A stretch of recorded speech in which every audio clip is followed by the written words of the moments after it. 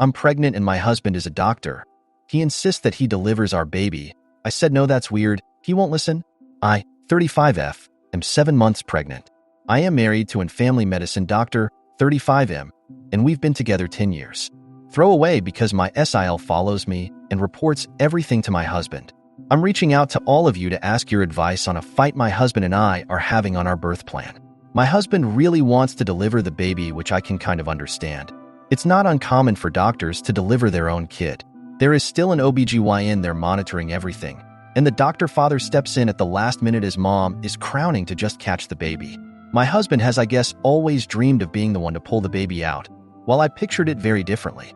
I thought he would be up by my head, holding my hand and helping me through it. He says he will do that, but the easiest part is the very end where I won't need him anyway. He said if I really want someone there, his mom can step in. I've been on my own since I was a kid living in my car, so I don't have anyone I'd want in there with me except him. I don't really even want his mom in there. She's great, but he's my person. I know it would be cool for him to deliver our baby, but I really feel like I need him there. I personally didn't want our doctors to know he was a doctor, because as soon as any of my doctors, or even our vet, finds out he's a doctor, they talk exclusively to him. I don't even want him to go to prenatal appointments anymore because no one talks to me. They all talk to him, and I can't ask my questions to anyone but my husband at home. But he's already told everyone he'll be delivering his first baby. I guess I don't want this because I wanted him to be there as a husband and a father, and not a doctor. I see him as a doctor 95% of the time, and I wanted to experience this with my husband and not my husband the doctor. I wanted him to be there for me as this is my first birth and I'm terrified. He just keeps telling me I'll be fine. He pulled in friends/family who also don't understand my POV. They said this is his first child too, and to just let him have this since I had the honor of being pregnant. I just really wanted him to hold my hand all the way through it and be able to share this experience as parents and people instead of a medical professional. I was hoping we could see the baby at the same time and just be equals in this. Am I being selfish for wanting this to be my way? Relevant comments. Commenter, he pulled in friends/family who also don't understand my POV. They said this is his first child too, and to just let him have this since I had the honor of being pregnant. Who are these people? And why does everyone defer to your husband this way? Your request is totally reasonable, and your husband's lack of understanding is pretty glaring. Intia, OP, his mom, sisters, and our really close friends that I guess are technically more his friends than mine? I haven't brought it up to my friends because I'm just not comfortable having our friends weigh into our relationship the way he is. I think his mom just likes his plan because it pulls her into the room, which I attempted to veto early on. I do love her so much, but I wanted this to be our experience. Commenter, NTA, but you both have visions of how your baby will be born. So you need to talk it out. Chances are the very last part of the birth you are not going to be holding hands. He is going to be with you in the delivery room either way, but this is something the two of you need to resolve. It's not enough to say, I want. Find a compromise. For example, if he holds your hand the entire time you are in labor and only steps in as doctor for the few minutes of actual birth, wouldn't you both have a win? Focus on having a healthy baby and creating a happy family instead of on scenes you've created in your imagination, and that applies to both of you. OP, I don't see that as a compromise. That's exactly what he wants to have happen. But the entire birthing process is incredibly emotional and exhausting. I don't want him to step away for those moments because they are what I picture to be the most painful and exhausting. I want him with me until the baby is out and we can hold her. I don't want to be abandoned during my birth while he and the other doctors catch the baby and begin the baby's workup. He's going to deliver the baby and hold the baby all while I won't be able to see anything because my legs will be in the air. I'll miss my husband holding and seeing my baby for the first time, and I'll feel completely by myself and like I'm missing out on those crucial first moments. Maybe you're not a woman, but nothing sounds worse to me than having my legs in the stirrups immediately post-birth with a sheet draped over my legs where I can't see my husband or baby meeting for the first time. Commenter, I think you're overestimating what your attention span will be like in those moments. My mom let my dad catch both of their babies, and she told me that when she was doing those final pushes, she didn't care where my dad was. All she wanted was to get the baby out.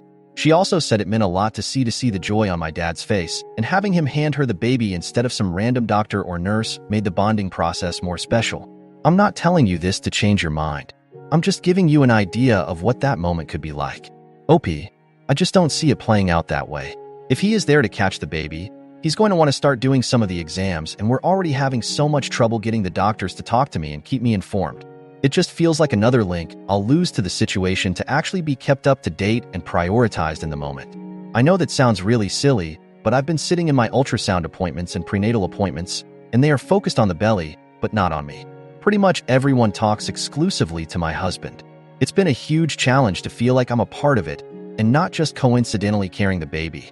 Commenter. Tell him that you've had to do everything by yourself your whole life already. This is not one of the things you can do by yourself, and you want him there when it comes out. You just want support once from the start to finish. It's lonely always having to take yourself places, to teach yourself, entertain yourself, and so on. And it's exhausting, especially growing up like that your whole childhood, knowing people can just up and leave. Maybe tell him you're feeling so effing lonely that you just want him to be there. If he doesn't understand, you may as well do this by yourself again. Surely the nurse can tell him to stay with you, and now is not the right time, Mr. Doctor, sir. Oh, and it's out. Sorry. Congratulations, your parents. Opie, I'm going through so many comments, but I stopped and read yours 50 times, and it hit me really hard. This is it. This is why I feel the way I do. Thank you so much. Thank you. Update 1. I am going to confront him tonight when he gets home.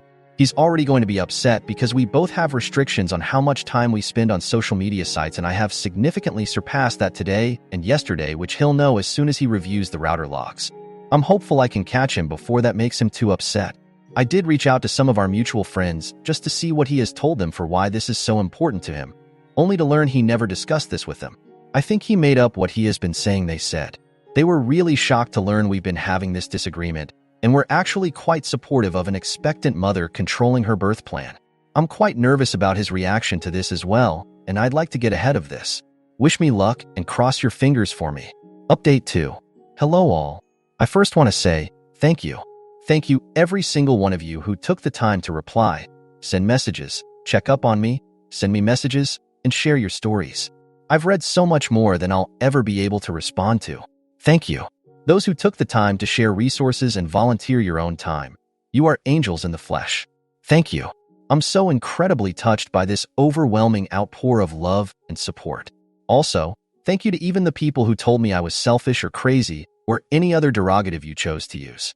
I'm not sure what helped me more, the people posing such great questions about if I felt safe, comfortable, loved, or the people telling me I was the terrible person. Something about attempting to reread my story as an outsider and seeing the comments where Redditors told me I was in fact the problem broke something in me, and I finally saw through the haze. But hey, maybe try to be nicer to strangers on the internet and consider your words more carefully. We're all people trying to get through life. So many of you are kind, caring, and loving individuals. Thank you for caring about some random on the internet. I don't even have words.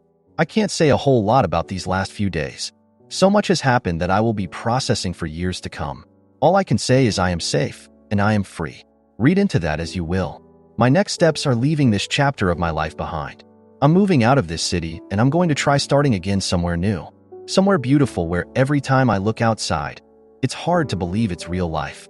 I've always felt drawn to the mountains with all of their beauty and might. Update 3. Hi everyone.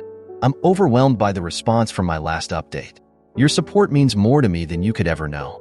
I've been reading through all the messages and comments, and it's given me the strength I need to push forward. So, here's what happened after my last update. When my husband came home that night, I was ready to confront him. I was terrified, but your words gave me courage. I started by telling him about the overwhelming support I received online and how people, even those who were initially skeptical, helped me see things more clearly. He was not pleased, to say the least. His face turned a shade of red I hadn't seen before. He accused me of airing our dirty laundry in public and undermining him. I stood my ground and calmly explained that I felt isolated and unheard, and that I needed him to understand my perspective. When I mentioned that our mutual friends were shocked to hear about our disagreement, he went silent. I could see the wheels turning in his head. He had no defense. He realized that he had been caught in a lie. That was the turning point. For the first time in a long time, he listened. He really listened. We had a long, emotional conversation. I told him about my fears and how lonely I felt, how his need to be the doctor was overshadowing his role as my husband. I told him about my childhood, about being alone and always having to fend for myself, and how this was one moment where I needed him by my side as my partner, not as a medical professional. He was shocked. He had no idea how deeply this was affecting me. He apologized, sincerely. He promised to be by my side during the birth, to hold my hand and be my support. He agreed to let the OBGYN handle the delivery and to be there for me as a husband and father, not as a doctor. I felt a weight lift off my shoulders, but there was still a lot to process.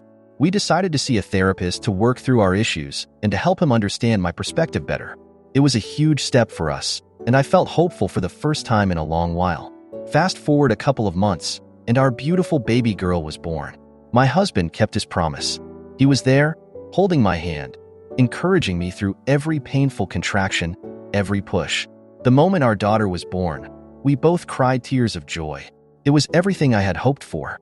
But life isn't a fairy tale. As the weeks went by, I realized that the birth was just a symptom of deeper issues in our relationship. My husband's controlling nature didn't just disappear overnight. The therapist sessions helped, but it was clear that he still struggled with seeing me as an equal in our relationship. I started noticing more and more instances where he would make decisions without consulting me, assuming he knew best. It was like living with two different people, the loving husband who wanted to be there for me, and the doctor who thought he always knew best. One night, after a particularly bad argument about something trivial, I realized that I couldn't live like this anymore. I didn't want my daughter to grow up thinking this was a healthy relationship. I wanted her to see what a true partnership looked like, where both people respected and valued each other's opinions. I made the hardest decision of my life. I told my husband that I needed to leave. He was devastated. He begged me to stay, promised to change, but I knew that this was something he needed to work on himself. I needed to find myself again, to be strong for my daughter. I packed up our things and moved to a small town in the mountains. It's beautiful here, just like I imagined. Every morning I wake up to the breathtaking view of the mountains, and it feels like a fresh start. My daughter and I are doing well. We're building a new life together, one where we are both happy and free. Update 4. Hey everyone. After moving to the mountains, I thought I was leaving behind the drama and heartache. I enrolled my daughter in a lovely daycare nearby, found a quaint little job at a local bookstore, and started making friends in the community. It felt like I was finally getting a handle on things. But, of course, life isn't that simple. It all started with a phone call. My husband, or should I say, soon-to-be ex-husband, given that the divorce papers are in the works, called me out of the blue. He was calm, collected, and there was a tone in his voice that I hadn't heard before. He said he had some news and asked if we could meet. Reluctantly, I agreed. When we met, he dropped a bombshell. He told me he was diagnosed with a serious health condition. My heart sank. This man, who had been such a significant part of my life for over a decade, was facing something terrifying. Despite our differences, I felt an overwhelming sense of compassion and concern. He assured me that he was receiving the best care possible, but the prognosis was uncertain. In the midst of this, he made a heartfelt plea. He asked if he could spend more time with our daughter, to build a stronger bond with her while he still could. He promised not to interfere with our new life and respected my decision to leave. It was a tough pill to swallow, but I couldn't deny him the chance to be a father, especially given the circumstances. So, we made arrangements. He would come to visit every other weekend and stay in a nearby rental. The first visit was awkward, to say the least. I was still harboring a lot of resentment, but seeing him with our daughter melted some of that away. They bonded instantly, and it was beautiful to watch. However, as time went on, I started noticing something unsettling. My husband seemed to be getting better, not worse. His energy was up, he was more involved, and he even started talking about his plans for the future. At first, I was thrilled, thinking maybe the treatment was working better than expected. But then I started questioning things. How could he go from such a dire diagnosis to almost full health so quickly? I decided to dig a little deeper. I contacted one of our mutual friends who works at the hospital where he was supposedly receiving treatment. It wasn't easy, but eventually, I got the information I needed. To my shock, I found out that my husband had exaggerated his condition. Yes, he had a health issue, but it was nowhere near as severe as he made it out to be. He had used his condition to manipulate me into allowing him back into our lives. I felt a mix of rage and betrayal. How could he play with our emotions like that? How could he lie about something so serious? I confronted him, and he admitted to it. He broke down, saying he was desperate to be part of our lives again and didn't know any other way to make it happen. He pleaded for forgiveness, but I was too hurt to give it to him right then. I was at a crossroads. Part of me wanted to cut him out completely for this deception, But another part of me saw the genuine remorse in his eyes and the bond he was building with our daughter. I didn't know what to do. So, I did what I do best. I turned to all of you. I need your advice again. Should I allow him to stay in our lives, given that he is genuinely trying to be a better father, even though he lied to get there? Or should I cut ties completely to protect myself and my daughter from further manipulation? I'm so torn, and I don't want to make the wrong decision. Update 5. After my last update, I was in turmoil. The discovery of my husband's deception left me feeling betrayed and uncertain. I didn't know if I could trust him again, but I also saw the bond forming between him and our daughter. I needed some time to think, so I asked him to give me space for a while. He agreed, reluctantly, and promised to stay away until I was ready to talk. A few days later, I received a letter in the mail. It was from a lawyer representing my husband's family. They were contesting the divorce and trying to gain partial custody of our daughter, claiming that I was unfit to raise her on my own in a new town, away from her father. My heart sank. I couldn't believe he would go this far. It felt like everything was crumbling around me. I immediately contacted my own lawyer, who assured me that we had a strong case. But the stress was overwhelming. The thought of losing my daughter, my whole world, was too much to bear. I knew I had to fight, not just for me, but for her too. In the midst of this chaos, something unexpected happened. One evening, there was a knock on my door.